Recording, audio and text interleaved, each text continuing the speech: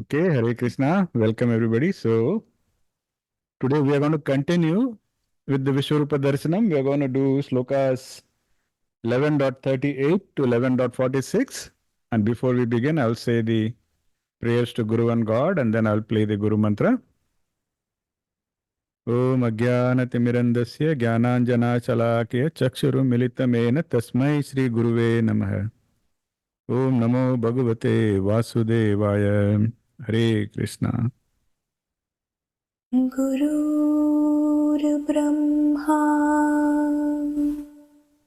गुरुर्विष्णु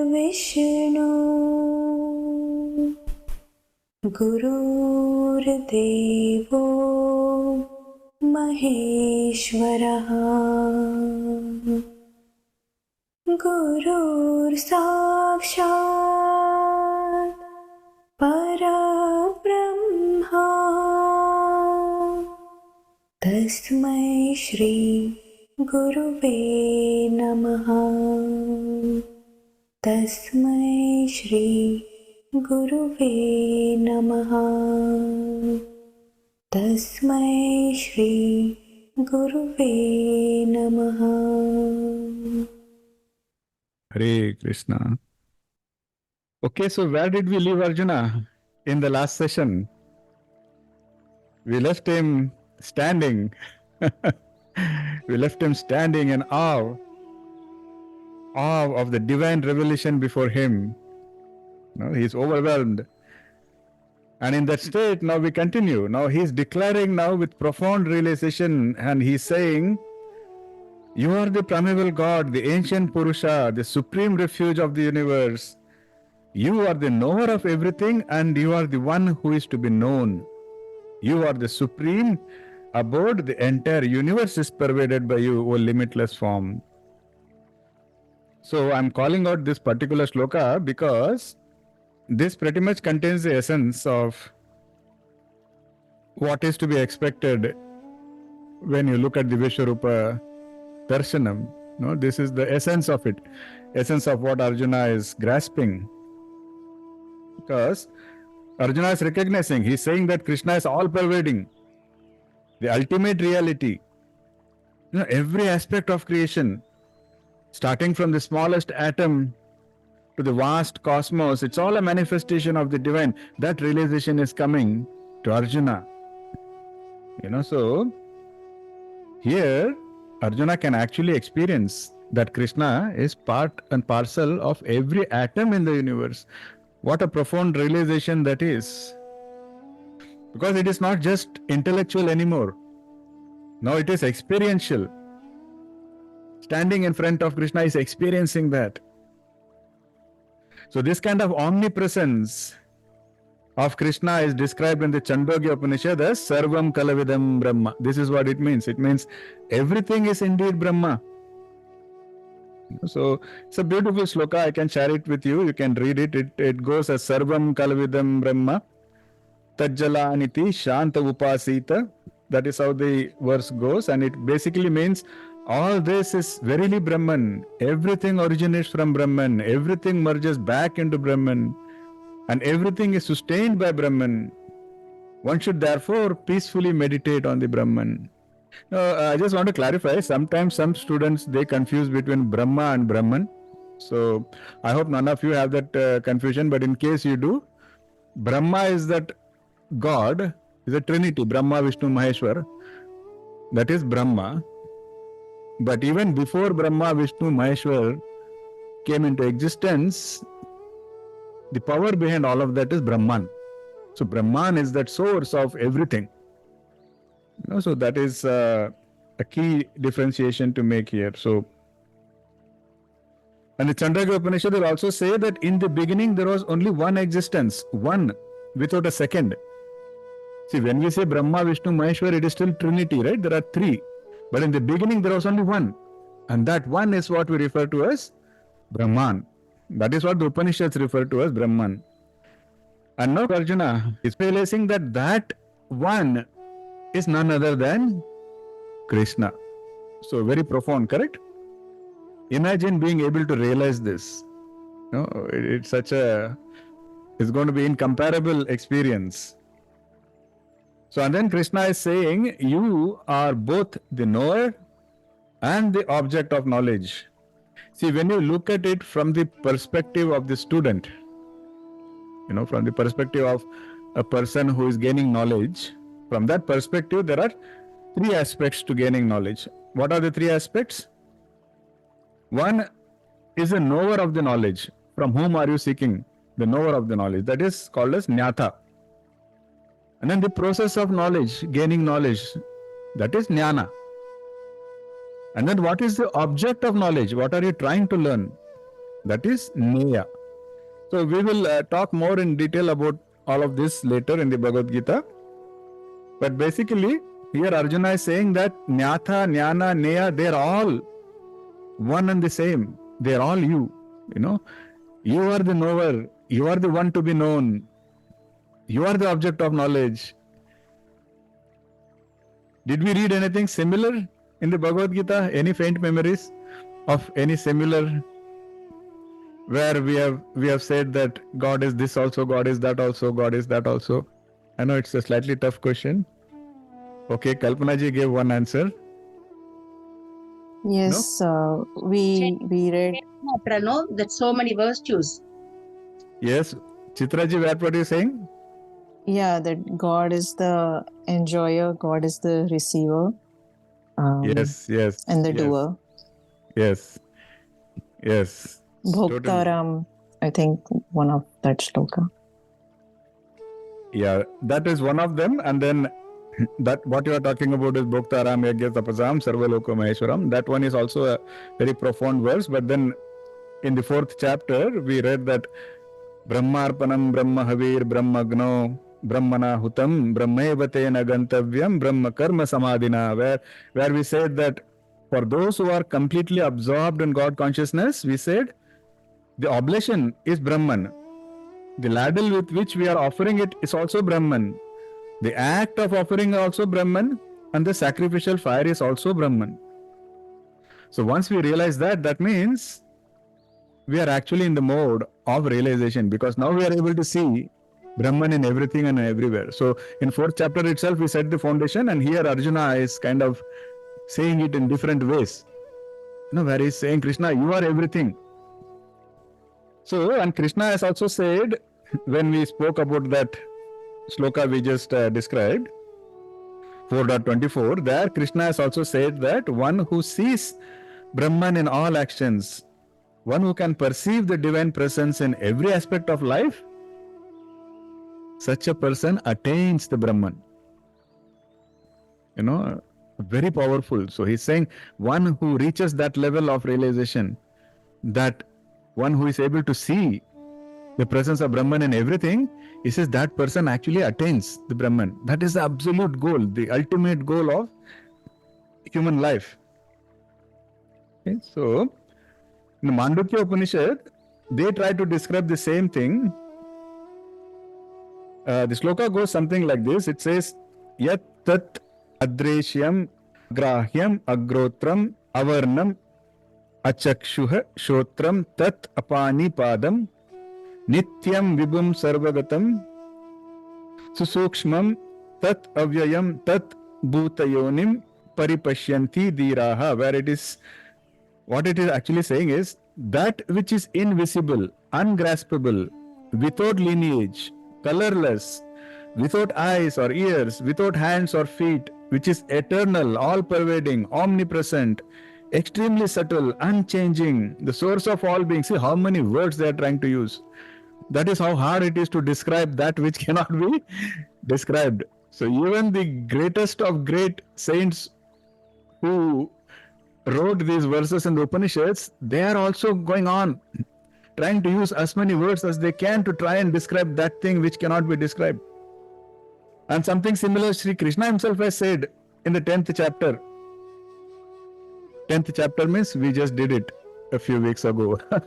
So the 10th chapter, where Krishna had said, Ahamatma Gudakesha Sarva Bhuta Shayastitah Ahamaadiksha Madhyam Cha Bhutana Mantayevacha. He said that I am the self, O Gudakesha, seated in the hearts of all being. And then what Krishna had said at that time, I am the beginning, I am the middle, and I am the end of all beings.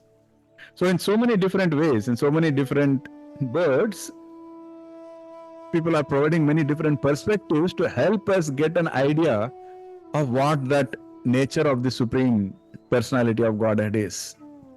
And how lucky is Arjuna that he's standing there and he's able to realize all of this. See, what the beauty is, Arjuna had heard all of that. Krishna had told Arjuna all of this before, and Arjuna heard all of this. He's a very good student. He retains everything. But whatever he had heard so far is now becoming a reality for him at this instance. So the theoretical knowledge is now transformed into direct perception. In other words, jnana has become vijnana. So Arjuna is now overwhelmed. The jnana didn't overwhelm him. He was able to handle the jnana. But when the vijnana happens, that is overwhelming. That is when it actually strikes him hard. Oh, this is reality. This, I'm realizing how great, how awesome, how vast. And so he is totally full of awe and reverence and gratitude. Because now he realizes that Krishna is boundless, he's limitless, he's so vast. He's actually realizing it. You see the grace and compassion of Krishna. This is what I'm trying to bring out repeatedly these days, because that is probably one thing that really touches me a lot. Because if you see, Krishna is so compassionate. Why I am saying that here in this context is, Arjuna was a good student, but he was not an easy student. It's not like Krishna said, Arjuna, go pick up the bow and arrow and fight, and it's not like Arjuna just went and fought, right?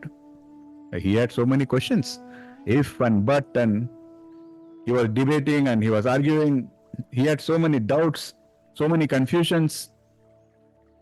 But Krishna is not looking down upon him. In spite of all of that, Krishna is bestowing the rarest of privilege on Arjuna. The privilege of Divya Drishti, the privilege of being able to comprehend that divine form. He is giving that to this Arjuna. See how compassionate Krishna is. How graceful. So now this vision is confirming. Arjuna gets the confirmation that the entire creation, it's all a play, divine play of the Lord. And he realizes this. And then he also realizes that this person who I considered as just a friend, and my charioteer, is actually so infinite. He's actually so powerful, and so he is full of gratitude, full of reverence. Now it's a turning point in Arjuna's spiritual journey. A real big turning point in his journey. There was one more turning point in Arjuna's journey, if you all remember, in the early chapters of the Bhagavad Gita. Does anybody remember what we discussed as one of the earliest turning points in Arjuna's journey? No wrong answers. Anything you think is a turning point is valid. Deepa, you remember anything? Not the earlier one. Yes, Smita-ji? I was thinking of not the earlier ones, but when he gets the Vishwarupa darshan, which is like a huge surprise. Correct. Surprise is the understatement. A revelation, a huge revelation, true. So before that, Deepa, you had anything to say? I think when he doesn't want to fight the war and he is fearful. Yes. Is that I mean, like he wants to withdraw from the war, and that's when Krishna says that you are the Mahabaho, you are the warrior, you are the Kshatriya. Why you shouldn't? I mean, Arjuna is backing out because he has to fight against his own relatives and things like that. Correct. That is when Krishna reprimands him, right? Shock treatment. Kutasva kashmalamidam vishame samupastitam anarijustam asvargam kirtikaram Arjuna. So that is where Krishna is reprimanding, and Arjuna is totally shocked because he thought, Krishna will say goody goody, oogie oogie, sweetie sweetie, No, he just shakes him up, So, yes, but the true turning point in Arjuna's journey happens when he surrenders. Because initially he is in a mode of intellectualization. Initially, he's in the mode of arguing, debating. You remember at one point, Krishna even, humorously taunts him, saying, "You are talking like a pandita." No? Remember? So that was his mode. But then there comes a point when Arjuna surrenders. He says, "Krishna, I surrender. Now guide me."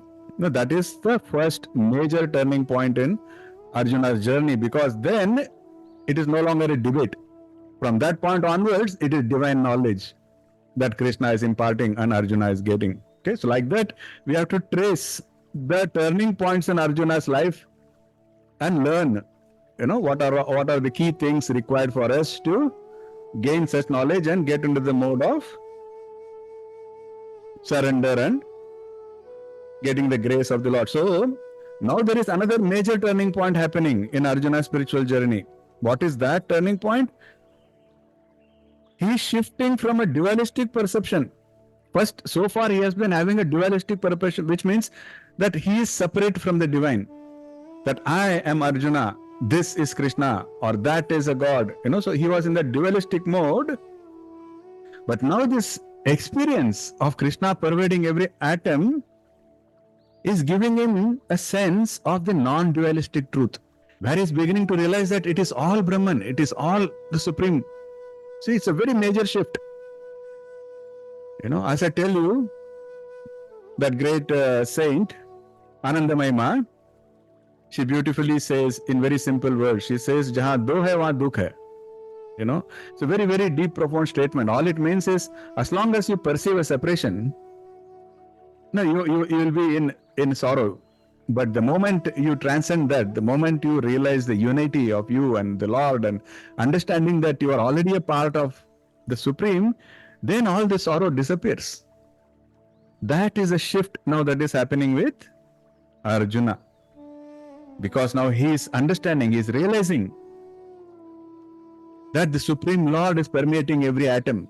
So there's no separation between me and the Supreme Lord. And it has been said in many scriptures, Shri Krishna has also said that realization is what gives us moksha. That realization itself gives us liberation. So, how does Arjuna is not able to explain all of this because it's beyond words, but he's still trying. So he's saying like, "Krishna, I'm seeing you as Vayu, I'm seeing you as Yamaraj, I'm seeing you as Agni, I'm seeing you as Varuna, I'm seeing you as Chandra." So it's the same thing. Arjuna is trying to explain that you are everywhere, you are everything. Because earlier it was just a theory again, but now this experience is too much for Arjuna. He's beginning to understand that the universe is, for example, Arjuna has another major realization. Why we are calling out these names, Agni and Yamraj and Vayu and all of that, is because the universe has many such demigods. And the purpose, they all have a purpose. For example, Vayu's purpose is to regulate the air, and this is our Vedic philosophy, which says that everything has a god assigned. Like for fire you have a god, for sun you have a god, and all of that. However, they may all seem like independent deities, but their power is not independent. The divinity is not independent, because that is a reflection of the power of the Supreme only. So they are getting all their power only from that Supreme Absolute Lord. Makes sense? I can give a very simple example to make it clear.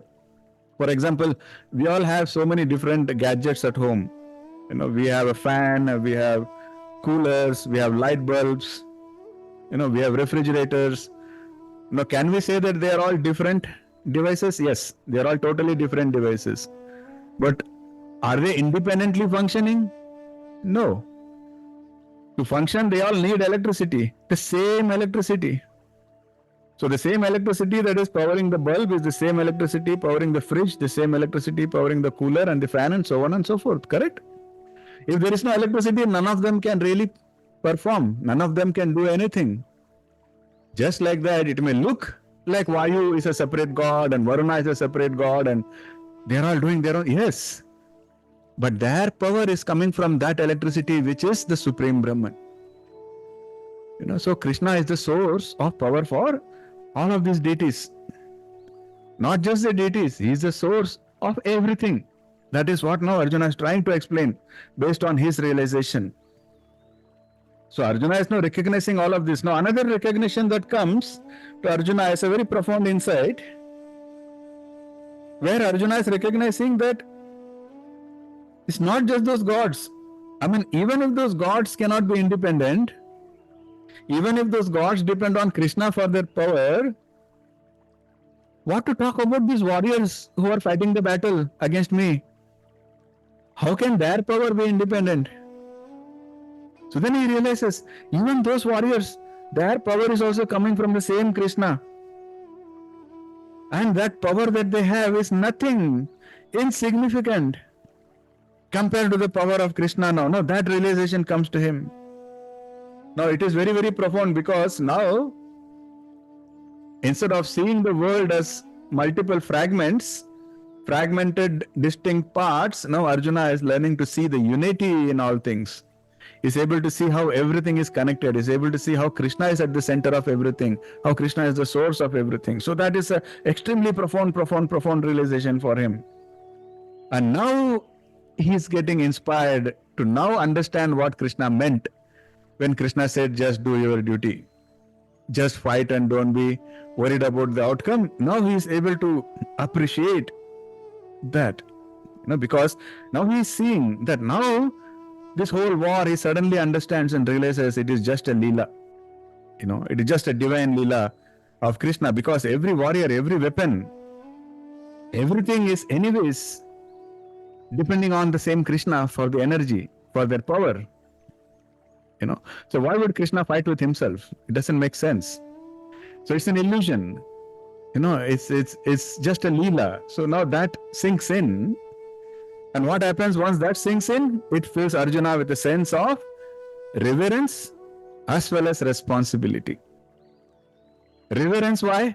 Because now he is able to see the divine in everything. He is able to see the divine in everyone. So there is reverence. And why responsibility? Because now he understands that his duty is to just align with the divine will. His duty is just to be an instrument now in Krishna's cosmic plan. So that realization comes to him. See? And that is why it is so important, and that is how it is so profound in this particular situation. So this kind of realization, it's a call. It's a call for all spiritual seekers to recognize the divine presence in all aspects of life. So we have to move beyond superficial differences, and we have to learn to see that unity that underlies all creation. Because once we also understand that the source of all power, source of all wisdom, source of all life, it's all the same Krishna, then we will also be filled with humility, and we will also be filled with a lot of reverence. That is the whole idea. Because this is how we can align with the divine flow.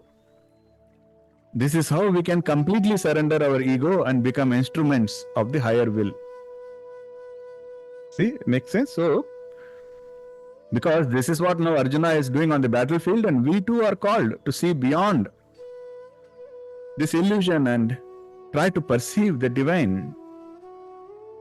So it is not just about some fancy religious thing. It's a very real, important realization for all of us to have, so that we can fight our battles with detachment, and we can fight our battles without fear. We can fight our battle in a mode of humility and devotion. And then the battlefield becomes itself a sacred place. Then life becomes sacred. See? So it's a very powerful lesson here for us. Now there is another realization that is coming into Arjuna. Arjuna says, oh my God, this is Krishna? So vast, so powerful, the source of everything. So profound that I am at a loss of words to describe. That is Krishna. And I have been considering this person to be just a friend. This is a Krishna who even the gods worship. And I have been referring to this person as just a friend. How naive I have been. How stupid I have been. And he's feeling regret. He's feeling sorry. See, what happens usually when we respect somebody, we address them respectfully, like Swamiji, Guruji, Bhagwanji, whatever, that is how we usually address people. But how has Arjuna been addressing Krishna? He will call him, oh, my friend, or he will say, oh, Krishna, oh, Sakha, and very casual. He has been referring to Krishna very casually. And now he's seeking forgiveness. He's telling Krishna, Krishna, I have been in a mode of ignorance. I could not comprehend your divinity, and I was just treating you just like a friend. So please forgive me. But see, what is happening is he's so overwhelmed with this experience, and he's so overwhelmed with guilt, and he's so overwhelmed with regret. So many things going on, and he's totally shaken up. And so he's seeking forgiveness repeatedly again and again to Krishna, But see, again, I want to shift the focus to Krishna here. Although Arjuna was not respectful, although Arjuna was very casual, although Arjuna was calling him as just Krishna and just friend, see how compassionate Krishna was that he agreed to be his charioteer. See, in today's world, it is a slang where people say, "Main iska driver ban gaya." They will say, "I become somebody's driver," which we talk about being a driver in a somehow derogatory way. But Shri Krishna didn't have any hesitation to become the driver of Arjuna. Literally, that is what a charioteer is, right? Driving the chariot. See, that talks about the compassion, that talks about the grace of Krishna. All Krishna is saying is surrender your pride, get rid of your ego and get into a mode of devotion and ananya chintan, and then don't worry, I will take care of the rest. Everything else will fall in place. That is the greatness of Krishna. Now, if we come back to Arjuna, see, what is his condition? His condition is overwhelmed, shaken up, almost confused to some extent because he doesn't understand what's going on. This is a very, very powerful experience, even for Arjuna. See, Arjuna, Mahabaho, Sarveshachi, the guy who can shoot arrows from both hands. We are talking about such a great, elevated soul, who can single-handedly vanquish an entire army. It's all documented. That Arjuna is not able to handle this experience. Do you think you and I can handle it? So that is another lesson. The another lesson is we shouldn't just wish for such a realization in a hurry. We should spend the time preparing ourselves, purifying ourselves. That is why Krishna has spent so much time to help us understand the importance of purification, preparation, the process, consistency, conviction. Why? Because if our ultimate goal is that kind of realization, we have to prepare ourselves for that. Very important lesson.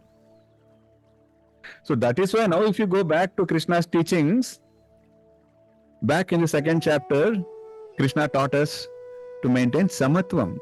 Why? Samatvam is the ability to handle all sort of unexpected events. Doesn't matter if it is very good, very bad, you should be able to handle it. Because that is what is preparing you for this ultimate realization. Ask yourself, given any situation, what is our capacity to be calm? How much are we able to practice samatvam? That will give us an idea of how much we are ready for some real divine spiritual experiences. It's very simple. That is why Krishna has been talking about samatvam right from the 2nd chapter. Now we understand, because it is a measure. It is a measure of our readiness to handle what we want to handle eventually. See, there is a story, simple, small story. This story is from Ramakrishna Mutt, So there was this manager of the Dakshineshwar temple. His name was Mathur Babu. He had a small business as well. He was a grahastha. But he would keep coming to Ramakrishna and he will keep telling Ramakrishna, please help me have divine vision. Please help me.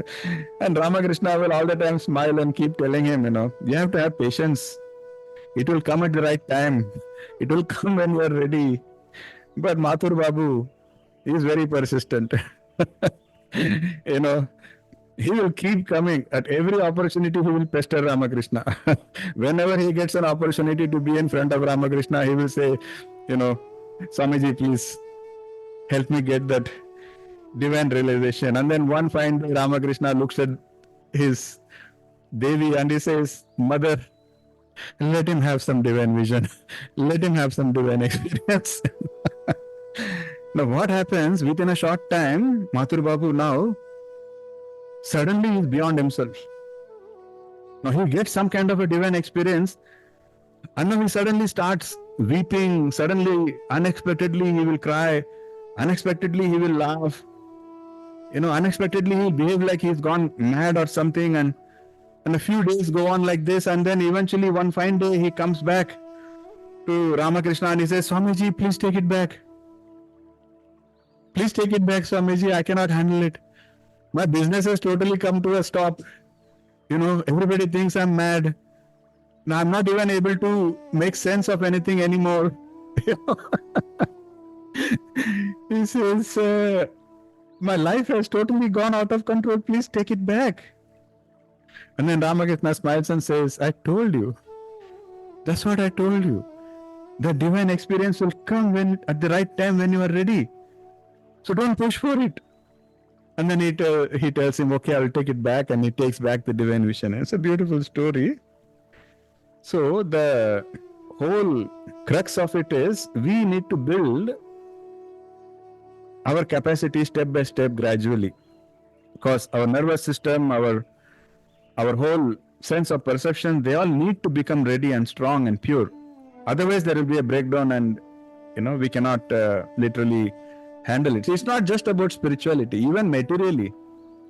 Let us say there is a poor person who has never seen more than $100 at any given time. Even $100 they very rarely see.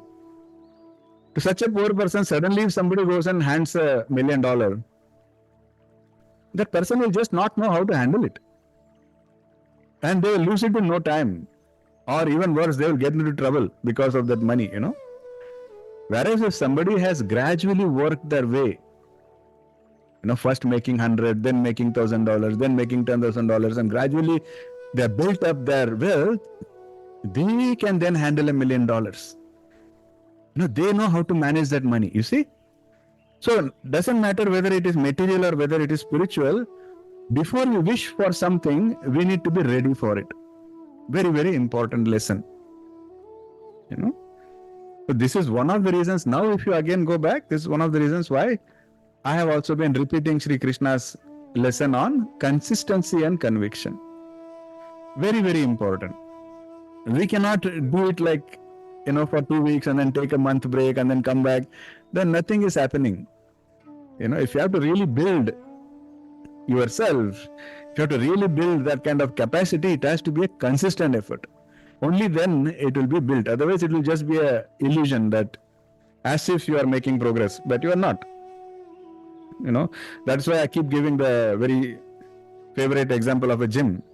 Now, people go to a gym, they're working very hard, 3 months, 4 months, they do it every day regularly, they look in the mirror, looks like, it's making a bit of a difference and that's it. Now I deserve to splurge, now I can have ice cream, now I can do this. And then for the next 3 months, they're splurging and then they are figuring out that they're worse than where they were before they started. See, that is how spirituality is also. You cannot just say that for 2 months or 3 months or whatever time I will be very regular and then I'll take a break. Breaks, they don't work. It has to be consistent and there has to be the conviction. Okay. So now when a person develops this kind of love for Krishna based on Ananya Chintan, that kind of love will transcend ordinary love, and that kind of love is what is going to get us into that kind of relationship with Krishna, the intimate relationship. Because this kind of love is what is characterized by a deep personal connection with Him. We all want that, correct? We all want that kind of a personal relationship with the Supreme. And Shri Krishna is giving us the formula. He's saying all you have to do is practice what I'm saying, Ananya Chintan and surrender and all of that, and be consistent. With that, you will develop that kind of a love. Because that is what is important. I am always there. I'm always ready. You have to make yourself ready. And once that kind of love gets into your heart, you will be ready. And when you are ready, the relationship will automatically be perceived by you. That is Krishna's message. Because what we really want is not to perceive Krishna as some distant God. It's not that Krishna is somewhere in some planet and we have to go search for Krishna. That's not the reality. The reality is Krishna is there. He's there in every atom. He's there within us. We just have to perceive. And we have to feel like we belong to Krishna, and we also have to feel that Krishna belongs to us. Isn't that a beautiful feeling? That's where we need to be. Because it's not philosophical, it's not theoretical. This is a experiential thing that we have to develop and we have to become ready for. Now, if you go back to the story of the gopis, now we will understand why the gopis were given such an elevated status. Because the gopis of Vrindavan were the perfect example of this that we are saying. Perfect example of developing that kind of a personal relationship with the Supreme.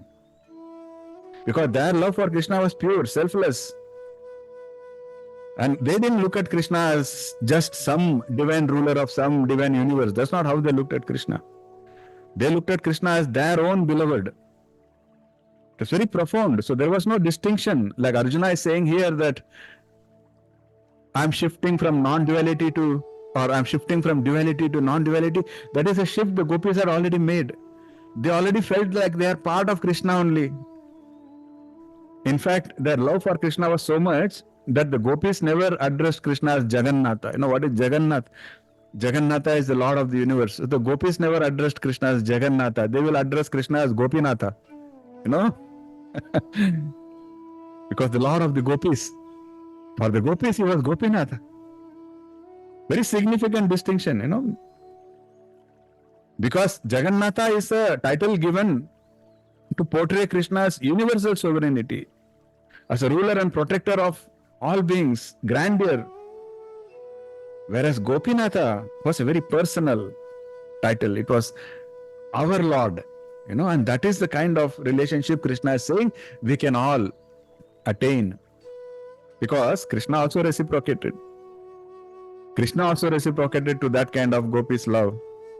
Although he is Jagannatha, although he is the supreme ruler of the universe, he can command the entire universe, but still he allowed himself to be bound by those gopis. He will dance with them, he will play with them. See, in real life, you know, once a person becomes powerful or famous beyond a certain point, they are unreachable to us. Correct? But Krishna is Jagannatha, who is more powerful than him. And he is reachable to those simple women, cowherd women. So much so that he is dancing and playing with them. See, that is the power of love. That is the power of bhakti that Krishna is preaching, and that is what he wants us to cultivate. And where will that come from? When you develop that kind of a selfless love. Do you even know what is a selfless love? Do you even understand what is unconditional love? So that needs to be practiced. And for that to be practiced, it has to start with first getting rid of that, you know, huge ego and pride. And then doing it consistently. It's not like today is Ekadasi, so today I will try to not be egoistic, and, you know, once Dwadasi comes, I'm back to myself. Aisane, consistent. And then this is possible. So that is what is the famous sloka in the Srimad Bhagavatam, where Shri Krishna is saying, Aham bhakta paradino ya asvatantra iva dvija sadhu bir grasta hridayo bhaktair bhakta jana priya, where Krishna says, you know, I'm completely under the control of my devotees. He says, I'm not at all independent. Because my devotees are completely devoid of material desires, I sit only within the course of their hearts. And he's saying, what to speak of my devotees? Even those who are devotees of my devotees, he says, they are very dear to me. That is the compassion of Krishna. So we have to understand this and use it as an assurance that if we just practice what Krishna is saying, we will get into that kind of a relationship with Krishna. You know, it is a reality for us. So this kind of relationship between Krishna and gopis, that is the highest form of bhakti that we should all aim for. And as we just discussed, it won't come overnight. We cannot sit and pray that, oh, let us also become like gopis. We will also want that relationship with Krishna. Can you handle it? So it has to be gradual. So the first prayer should be, please help me handle my pride. Please help me handle my ego. Your first prayer should be that. And then the prayer should be, please help me develop selfless love. Please help me develop unconditional love. And then the prayer should be, please help me be consistent. Please help me have the conviction. Like that, you make progress. And one fine day, you will sit in front of Krishna and you will not have anything to ask. Then you will know that you are already progressing. Very, very beautiful lesson. So this kind of a love is what is called as Madhurya Bhava, the sweet mode of love, where the devotee sees the Lord as not just a lover, but as a part of them. The kind of love that Radharani had for Krishna. The purest form. There is no sense of duality. There is no I and you. Very beautiful, most beautiful.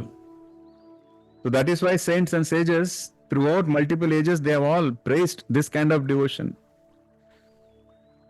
So Sri Ramakrishna, for example, he was also a huge proponent of such bhakti. And Ramakrishna used to often say that so these are Ramakrishna's words, where he used to say that when a devotee's love reaches this level, God becomes their own.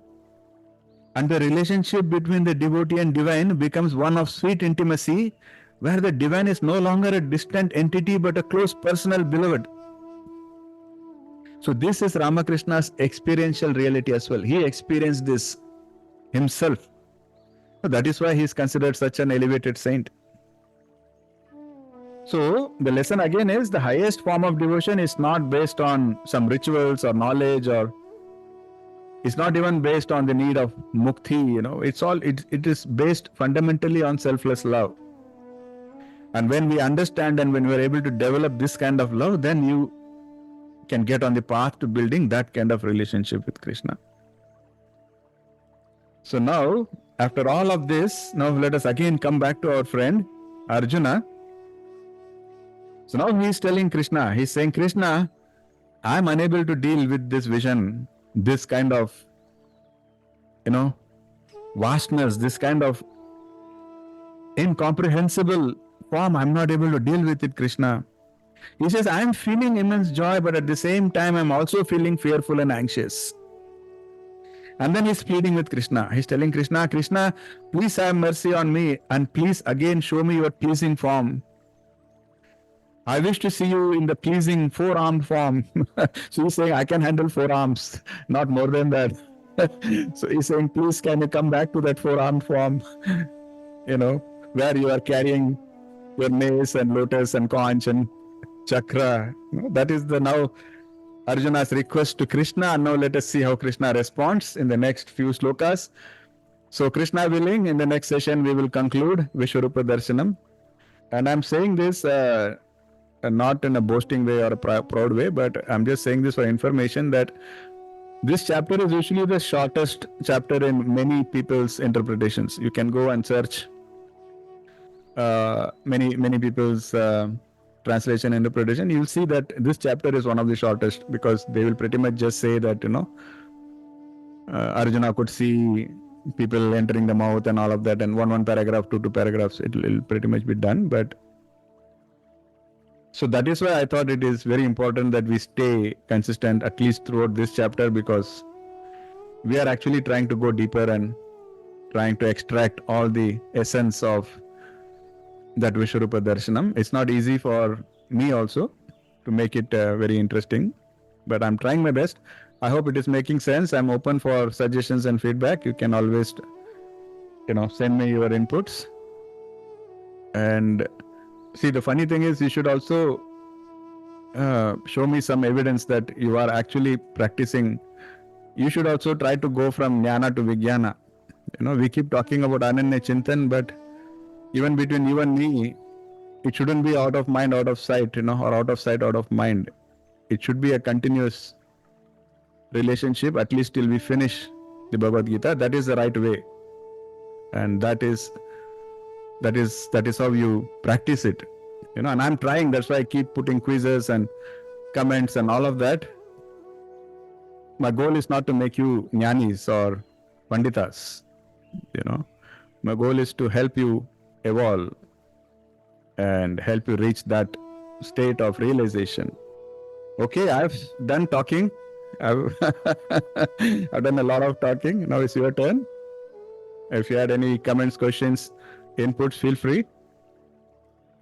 Okay, you are all in Arjuna's position. Overwhelmed, huh?